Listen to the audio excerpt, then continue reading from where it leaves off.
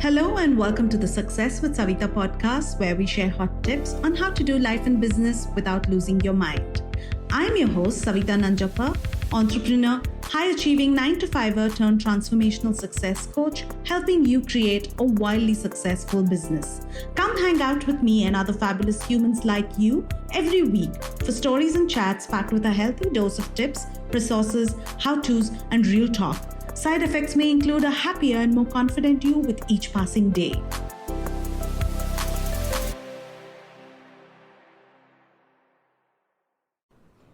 Hi, and welcome to the Success with Savita podcast. Joining me is my guest today, Dr. Deborah Fryer, who is a money mindset mentor, spiritual business coach, and creator of the Anatomy of Money system for holistic wealth and well-being. She helps entrepreneurs break through subconscious mental, emotional, and financial blocks so they can create sustainable, soul-aligned 6- or 7-figure businesses with ease, speed, and confidence, which is without working harder, feeling guilty, or selling their soul. Deborah is also an award-winning filmmaker, the author of Best Brain Hacks, Turn On Your Tap, and the forthcoming Anatomy of Money, Your Inside Guide to True Wealth. In my conversation with Deborah today, we talk about her personal journey, how she came about into coaching, transforming her own money story, and how she's helping transform people's money stories around the world. Because this conversation has been so enlightening, interesting, fascinating to me, it is a really long conversation. So what we've done is broken it down into 2 parts. So we release part 1 today, and you will also have the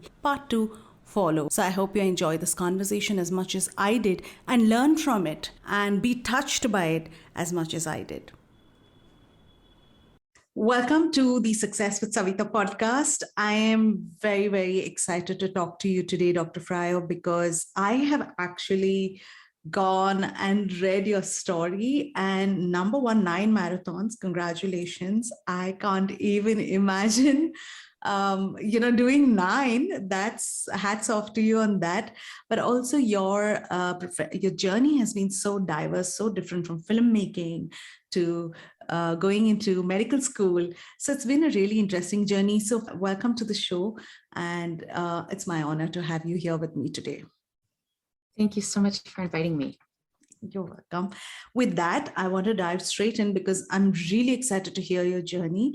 And my first question for you is, what made you move into coaching, and what brought you to where you are today, from, like we said, filmmaking to medical school to the coach that you are today?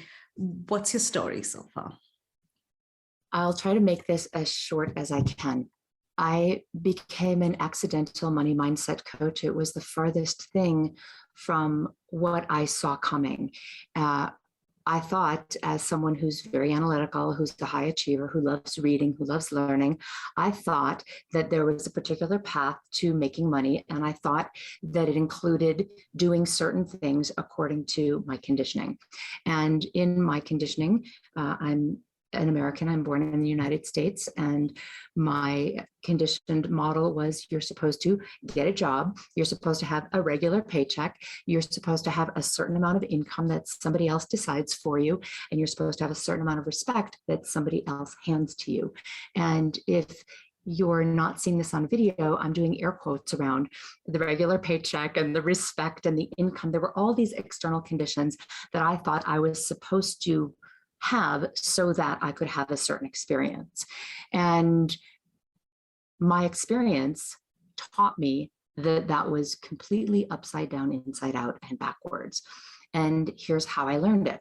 So the short version is that I went to a very prestigious university in the United States. I went to Princeton, and I completed a PhD in comparative literature. And I loved every minute of it. I loved reading and learning about mythology and learning about how stories change from culture to culture. And right about the time I was completing my dissertation, I attended a conference on women in the media. And it had never occurred to me that I could be a woman in the media. That had never occurred to me.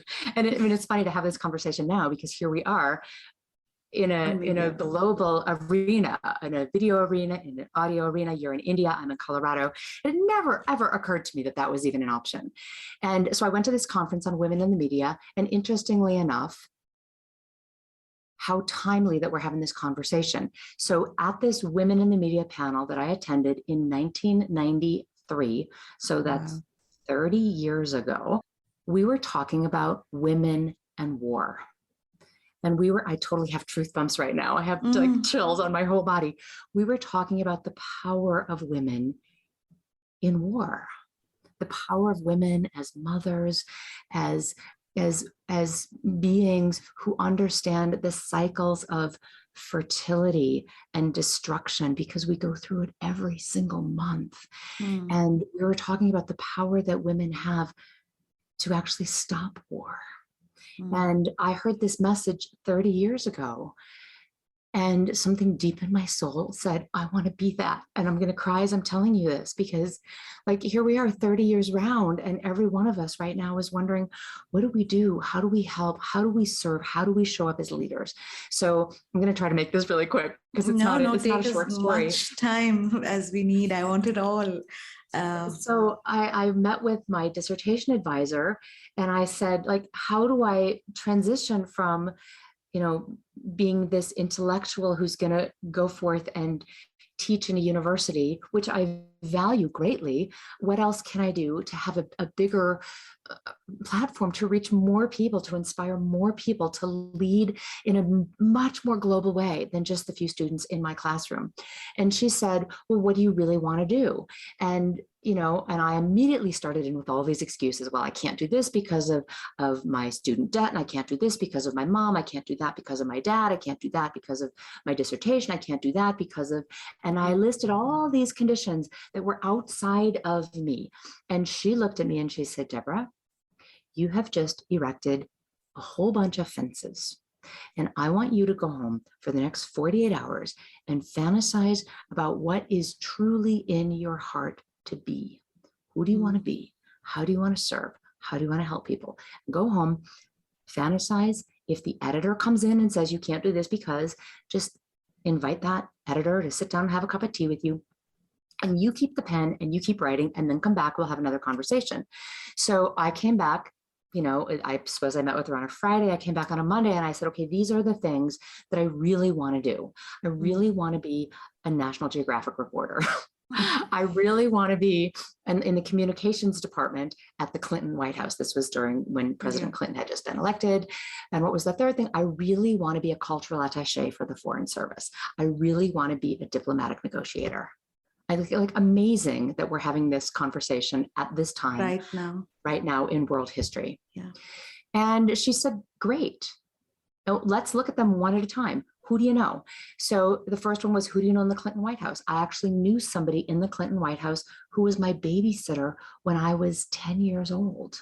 Like, we all know somebody. So a great question in your audience, because I know your podcast is about how do we be successful, is who do you know who can help you? Who do you know ever who loves you, who adores you, who thinks the world of you? Who do you know who can help you? Reach out to that person and just share, just brainstorm, just connect, because we're all here interconnected to help each other. A rising tide lifts all boats. When you let somebody help you, it feels really good to them to help you. All of us here are saying, how can we help? What can we do? So, I reached out to this person and I said, you probably don't remember me. You babysat me when I was 10. And, now it's 20 years later and I just got this PhD and I really want to help. Can you help me? And she said, yes, come to Washington. I'll get you into the communications department. So I did that. And then, that didn't pan out. They offered me a job and it turned out it had to be a political appointment, which I wasn't in line for that. So that's fine. That door, it opened and it closed. That wasn't the right fit. So then the next thing was, okay, I want to work for the State Department. So in those days, you took an exam. I took the Foreign Service exam. I passed the Foreign Service exam. So then I was supposed to, again, go back to Washington and have an interview. In those days, a woman had to wear nylons.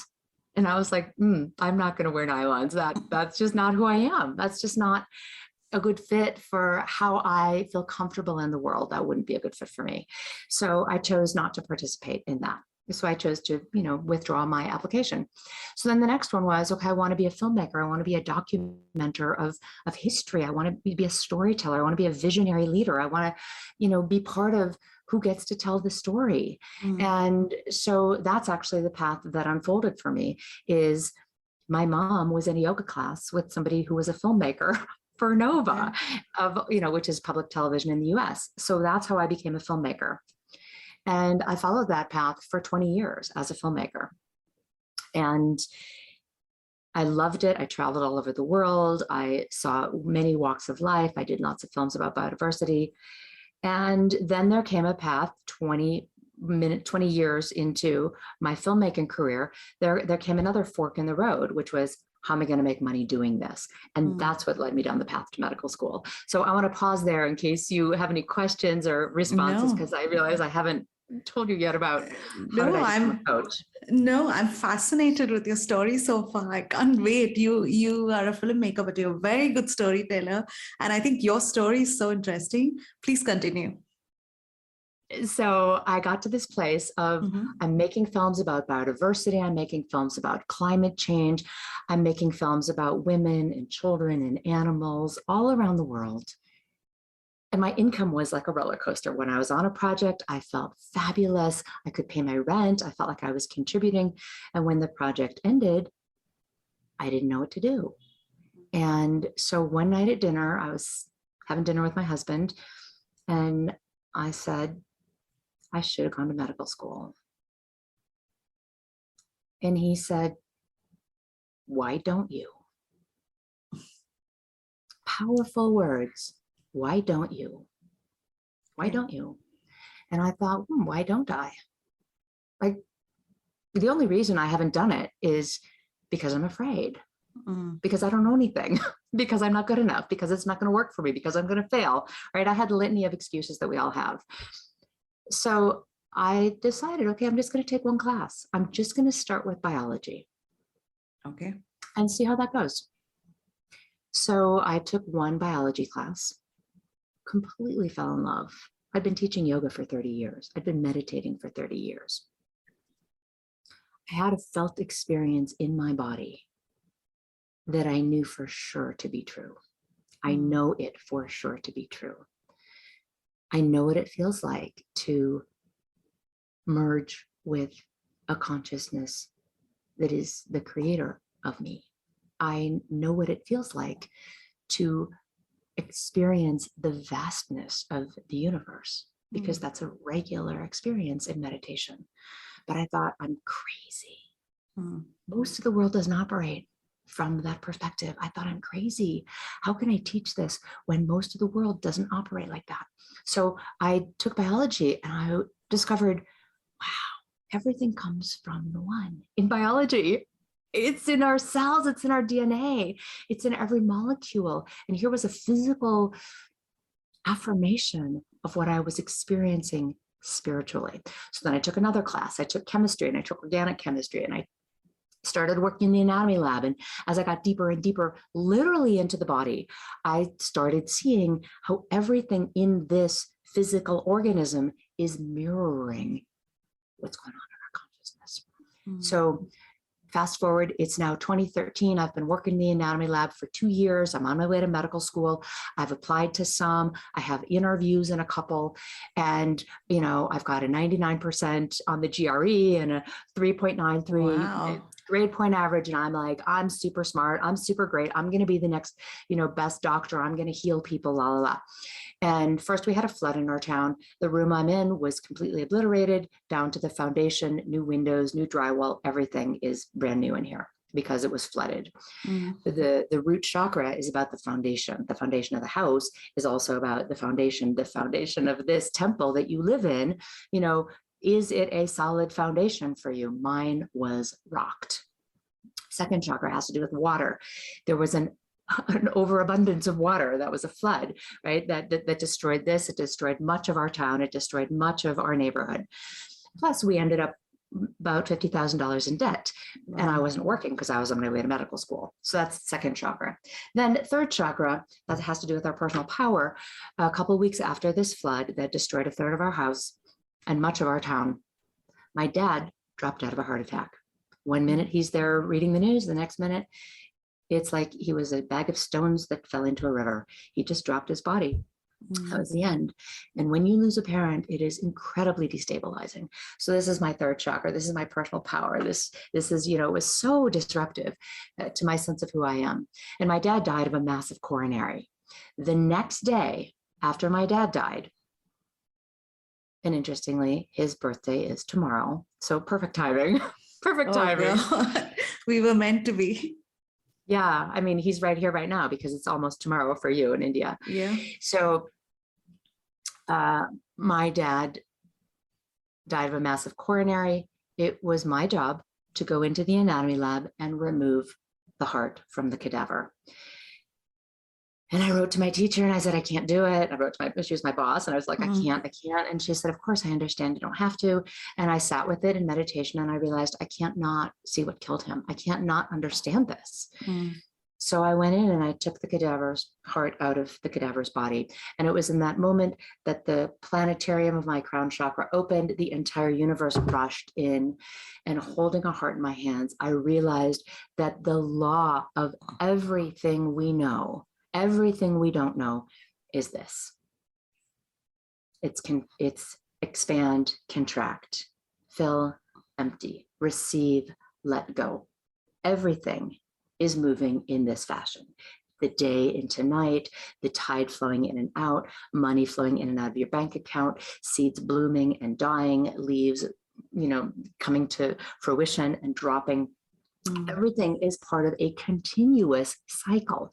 And I had completely misunderstood what that meant in terms of my business. I'd been operating my business as if this was all I had to do. And so I just got more and more and more and more and more expansive spiritually. And I was completely ungrounded. I was completely untethered. I was receiving no money for my work because I thought, well, who am I to charge money when people are starving? Who am I to charge money when I am so much more privileged than other people in the world? I completely misunderstood that it benefits no one for me to eliminate myself from inclusion in prosperity of the planet. In fact, I can do so much more good. I can contribute so much more when I allow myself to be part of the cycle than when I exclude myself. I was pulling all-nighters. I was completely depriving myself. I was saying, oh, I don't matter. Oh, you don't have to pay me. Oh, I'm actually not that important. And meanwhile, I'm making award-winning movies. I'm changing the narrative for millions of people around the planet, but acting like I don't matter. I was so confused around my participation in the web of life. And, that moment of holding the heart in my hands changed everything for me. And I walked out that day, and I remember holding the heart and just tears streaming, and I couldn't even see it, but I could feel it. I could feel the heaviness. I could feel the life force. I could feel how everything needs to be in coordinated interconnection with everything. The heart doesn't do the work of the kidneys. The kidneys don't do the work of the lungs. The lungs don't do the work of the eyes. The eyes don't do the work of the hair. Everything in this system is working together, and we're all working together on this planet. Every single one of us matters. Every single one of us has a contribution that is valuable. The fingernails are no less important than the heart. Wow. The part of the body that's making shit is no less important than the heart. All of it is required for our wholeness. Yeah. And I walked out of the anatomy lab. I looked at the aspen trees that were beautiful gold against this cobalt Colorado sky. And I literally spoke to them and I said, how do you do this? How do you transform in a way that's so beautiful, so graceful, so majestic, so awe-inspiring? How do you do this? And they said, watch us, we'll teach you. And I really took that to heart. And I watched the trees and I saw how when the leaves fall, they become the compost for the next generation. They become the blanket that is supporting and cloaking and embracing the earth in winter. They disintegrate, they dissolve. This is the Kali part of the creative process. It is the letting go that is an integral part of opening the door to what wants to come through next. And I let that be my experience. It's safe for me to rest. It's safe for me to not be productive 24/7. In fact, it is a requirement for my next level growth that I not be productive 24/7. It's required that I sleep. It's required that I rest. It's required that I teach my nervous system. Yeah. What does safety feel like? And I brought all of that awareness that I was observing into my body because I realized there's no separation between that out there and what's in here. I'm breathing the universe right now, and the universe is in me right now. If I'm drinking water, that water is flowing through me and out to the ocean, and it's rising up as cloud and down as snow and rain. I'm right in the middle of everything. I am every element in the universe, and so are you. And it's so humbling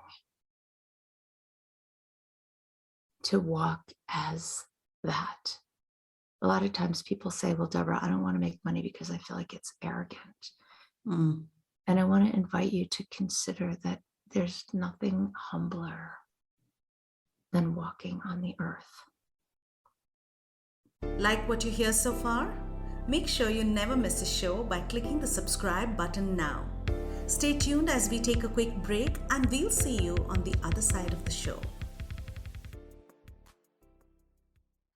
Wow, that's such a powerful story. And I think I felt every part of your story as you shared it. So this is where I have a question for you. So during all this time, you also made time to do the marathons. When you held this heart and you had this experience, you never looked back, you never went back into pursuing medical school, you just walked away from it and started the coaching practice? Yes, I walked away from it. And often the universe gives us a gift that feels like no gift. How can this be a gift? So I shared with you earlier that here I am, Princeton PhD, 99% on the GREs, 3.93 grade point average, multiple marathon winners. I think I'm all hot shit and stuff. And I didn't get into medical school. And I didn't get into medical school. And here's another reason why you and I have a divine soul connection, because the question they asked me at the medical school interview was this: what does success mean to you? Your podcast is called Success with Savita, right? Yeah. So, but the question was, what does success mean to you? And, they're seeing me as somebody who's going to be a doctor, who's going to heal people, la, la, la. And what I responded, what success means to me is being in control of my emotional state. What success means to me is peace in my heart, no matter what the external conditions are. What success means to me is leading as love, leading as compassion, living in peace instead of in pieces. I no longer want to live a compartmentalized life. And working in the anatomy lab showed me that the body does not operate in a compartmentalized way. And medicine is actually seeing the body in a compartmentalized way. We look at cardiology, we look at endocrinology, we look at the reproductive system, but all the systems are constantly in communication with each other. And the cardiovascular system doesn't operate in isolation from the nervous system. It doesn't work in isolation from the endocrine system. And it doesn't work in isolation from the respiratory system. Everything is working together. And I really understood this at such a deep level. And so that interconnectedness, that unity consciousness, to me is the path forward. And it's not the answer they wanted to hear. So they asked me another question. They said, well, what do you think contributes most to the patient having a successful outcome? And I said, I think it's the story that the patient tells themselves. And they didn't like that? No, they said, Deborah, did you hear the question? What contributes to the patient's success? And I said, I believe it is the story that we tell ourselves. Each one of us is so important. The placebo effect is so important. There are plenty of medical studies that confirm that when the doctor believes in the patient, when the doctor helps the patient understand this body is a self-healing organism, the system is self-healing, that everything is moving us into the channel of our greatness. Everything is life force moving through us and is moving you into the channel of living more fully, whether you have a dis-ease or not. We're always being moved into the channel of living more fully. There's so many people we know who have received cancer diagnoses who say it is so opened my eyes to gratitude. I feel more grateful than ever. I feel more love than ever. Mm-hmm. And, it's not that we would request these diseases, that we would request these challenges, but we discover a level of strength, of resilience, of love, of compassion, of kindness that we never knew we had. And I believe that that's why we're here. 99.3%. That's amazing. And what happened next? Because what I want to talk about is your personal journey with money. All of this is happening to you. And then there's the money story playing out as well. At what point do they meet, they converge, and then you transform your own money story? So what happened next was I didn't get in. I didn't get into either of the medical schools I had an interview with. And I was devastated. And I thought, what am I going to do now? I'm totally devastated. I've left filmmaking, or I haven't left it, but I had temporarily paused the projects I was on. What am I going to do? And so I did what I do, which is I took it to the meditation cushion, and I'm sitting in meditation, and I was chanting a particular mantra. The mantra is a line from the Guru Granth Sahib, a very beautiful poetic text from the north of India. Yeah. And the line is Ek Onkar Satnam Siri Waheguru. And what that means, Ek is from the one creator, there is the creation, Ek Onkar. Satnam, truth, is the vibration that I identify as Waheguru, wow, hallelujah, amazing, the oneness of all creation. I was meditating on this mantra. I was chanting this mantra, and I began to feel my chakras light up one at a time. I could see them. I could feel the density of each one and how they were different. I could see how the color was different. And I saw the map of the chakra system line up on top of the map of the cardiovascular system, the map of the nervous system, the map of the endocrine system, the map of the major organ systems. I could see it all in my own body. And again, the same thing I described in the anatomy lab of the planetarium of the crown chakra opening. The planetarium of the crown chakra opened, and this entire thing dropped in, and it was called the anatomy of money. And I thought, what? I was like, what? I'm meditating on the names on God. I'm meditating on this divine sacred text, and I'm hearing the anatomy of money. And then I started seeing how everything is a toric field, how breath is coming in and out, and water is coming in and out, and how earth is actually moving through me and out, and how the entire movie of life is right here on my third chakra, and on my third eye. And I interrupted myself in the meditation. There was a moment where I could see the whole thing, and I heard this voice saying, you got to write it down, but you're in meditation. You got to write it down, but you're in meditation. And it was like, I'm supposed to sit in meditation. I'm not supposed to move, but you got to write it down. And I was like, no, Deborah, get out and write it down. So I opened my eyes and I wrote the whole thing down. I drew it all down on my journal. And people started coming to me and saying, Deborah, what are you doing? Like instantly everything changed. This awareness that everything is moving through me and I'm moving through everything. Time is moving through me. I'm moving through time. Water is moving through me. I'm moving through water. Breath is moving through me. I'm moving through breath. This interconnectedness, it can't be any other way. I can't not be participating while I'm here in a body. I can't not be included. It just isn't physically impossible. It's biologically impossible. How is it possible that I'm not operating according to the laws of physics and biology and chemistry and everything else is? I must be part of this great unfoldment that's happening. So I just started sharing this. I started, teaching yoga and meditation more than I had been doing before. And people were coming up to me and saying, what are you doing? And I would say, oh, no, nothing. Like, I thought it's too weird to talk about. I still got to keep science and spirituality separate. Like, the spiritual me's over here, but I can't be rich. They can't be one. And, a neighbor finally said, I've been watching you. I've lived next door to you for 10 years. You're doing something. And I want to know what it is. And I want you to mentor me. And I said, I don't do that. And she said, now you do. It was like, she was just in my face, and she was like, I'm not going to go anywhere, because whatever you're doing, I want to know what it is. I want you to teach me. And so I began to teach about my understanding of spiritualizing the material and materializing spirit, and how they're one and the same. Okay. And, spirit is simply energy. It's everything is energy. There is nothing that is not energy. And when energy gets compressed and compressed and compressed and compressed, you might call it the rainbow, right? Because color has different vibration: red, orange, yellow, green, blue, indigo, violet. We know the notes of the scale have a different vibration. We're quite used to recognizing that you can do a waveform of color. You can do a waveform of music. You can do a waveform of taste. Certain things are hot, certain things are cool, right? We know this from Ayurvedic teachings. We know this from, rating the pepper on the scale of hotness to mildness, right? Yeah. So as energy gets compressed and compressed and compressed and compressed, eventually it becomes something we call a physical thing. Like, I call this my physical body. But the reality of this physical thing is that I am a 99.9999999% space. I'm more space than I am solid.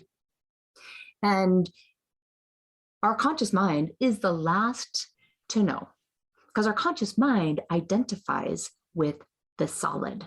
The conscious mind identifies with the very minuscule percentage that it can physically see, hold in its hand, say, I had that experience, so I know that's true. Well, everything that you can hold in your hand or see right now, or point to as your physical experience, exists in the past. Interesting. I'm not saying it doesn't exist. I'm saying it does. It exists in the past. And I am actually kind of saying it doesn't exist, because the only moment that truly exists is this one right now. So all transformation happens right now. It happens in a decision right now. How do you react to, how do you respond to things that happened yesterday or a week ago or a year ago? I mean, things are changing really fast right now. So it is more imperative than ever that we be present, awake, alert, aware, compassionate, available now, in this now moment. So the way it happened for me was, I realized my past money story of, I'm a starving artist, I can't make any money, and I don't deserve it. That'll happen in the past. And if I'm going to change it now. So I just started talking to myself differently. I started rewiring my brain. I use tapping, I use pranayama, I use meditation, I use journaling. I do a lot of shadow work. I dance, I do a lot of yoga, I lift weights. I physically pay attention to what is coming into my body. What kind of liquid do I bring in? I like filtered water. I am particular about what beverages I consume and what beverages I choose to not consume. In Ashtanga yoga, the first limb of Ashtanga yoga is the niyamas and niyamas. And so, the first one is, this I don't do. It's like, these are my commandments. This I don't do. I don't trash myself. I don't speak ill of myself. I don't fill my body with toxic thoughts and toxic food and toxic water. This I don't do. I don't harm other beings. I don't harm myself. Ahimsa includes practicing not harming the self. Yeah. Yes. And, so often we think nonviolence is out there, but it starts with you. So I took this very seriously. This is what I don't do. This is what I do. And, around the same time of me not getting into medical school, well, clearly there was something else that I was meant to be doing, which I'm now doing. Right? Yeah. What I'm now doing is teaching true wealth from the inside out, is teaching alignment over achievement. And when we're aligned, achievement naturally follows. When we're integrated, achievement naturally follows. but it's not about the achievement, the result of me every day deliberately creating the reality that I'm stepping into, deliberately creating my reaction, deliberately leading with how can I serve, how can I help, what would be most of service. It's with great humility that has a byproduct of prosperity. And it allows me to serve in a bigger way, to help in a bigger way, to inspire in a bigger way, to love in a bigger way. Savita, and DM me any questions you may have, and I will be happy to answer them for you. Until the next episode, believe in yourself and all the best to your success.